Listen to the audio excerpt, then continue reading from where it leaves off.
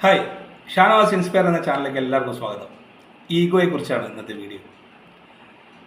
നമ്മുടെ അൺവാണ്ടഡ് ആയിട്ടുള്ള ഒരു പേഴ്സണാലിറ്റി പ്രൊജക്ഷനാണ് ഈഗോ.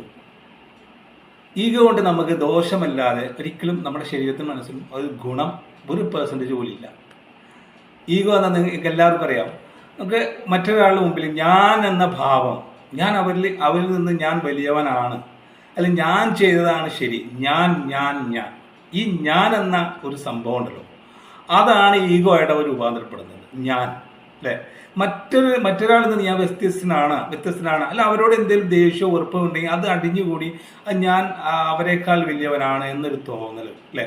പിന്നെ മറ്റുള്ള ചെറിയ ചെറിയ മത്സര ബുദ്ധിയോടുകൂടി കാണാതെ അതിൽ നിന്ന് ഞാൻ എന്നെക്കാൾ അവർ മറികടക്കാൻ പാടില്ല എന്നൊരു ഭയം, അതിലൊക്കെ രൂപപ്പെടുന്ന ഒരു ഇമോഷനാണ് ഭയം.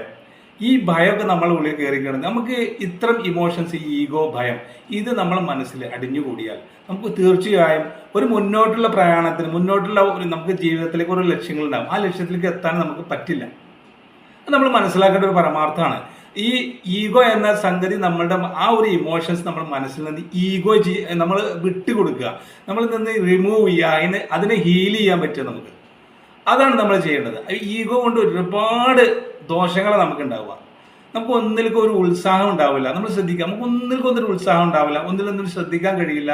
അതുപോലെ നമുക്ക് ഹാപ്പിനെസ് ഉണ്ടാകാൻ ഒരിക്കലും കഴിയില്ല. ഓരോ നിമിഷത്തെ നമുക്ക് എന്തെങ്കിലും ആരെങ്കിലും കോമഡിയോ തമാശ പറഞ്ഞാൽ അത് നമുക്ക് ആസ്വദിച്ച് ചിരിക്കാൻ കഴിയില്ല. നമ്മുടെ മനസ്സിൽ ഇത് അടിഞ്ഞുകൂടിയതിൻ്റെ ഈഗോയെ നമുക്ക് ഒഴിവാക്കണം എന്നുണ്ടെങ്കിൽ നമ്മൾ അവർക്ക് വിട്ടുകൊടുക്കുക എന്നുള്ളതാണ്. അവർക്ക് നമുക്ക് എന്ത് ചെയ്യുന്നത്, ഫോർഗീവ് ചെയ്ത് കൊടുക്കുക, വിട്ടുകൊടുക്കുക.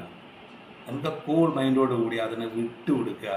അപ്പോൾ നമ്മുടെ മനസ്സ് ഒരുപാട് ഫ്രീഡം ഉണ്ടാവും. മെൻ്റലി നമ്മൾ ഒരുപാട് ഫ്രീഡം നമുക്ക് അനുഭവിക്കാൻ കഴിയും. ഹാപ്പിനെസ് നമുക്ക് അനുഭവിക്കാൻ കഴിയും. ഈഗോ എന്ന ഒരു ഇമോഷൻസിനെ നമുക്ക് എന്ത് ചെയ്യണം, ഹീൽ ചെയ്യണം. അതിനെ നമ്മൾ ഒഴിവാക്കണം. മെല്ലെ നമ്മൾ നിന്ന് ഒഴിവാക്കാൻ നമുക്ക് കഴിയണം. എല്ലാവർക്കും അതിന് കഴിയട്ടെ ഞാനെന്ന് ആശംസിക്കുന്നു.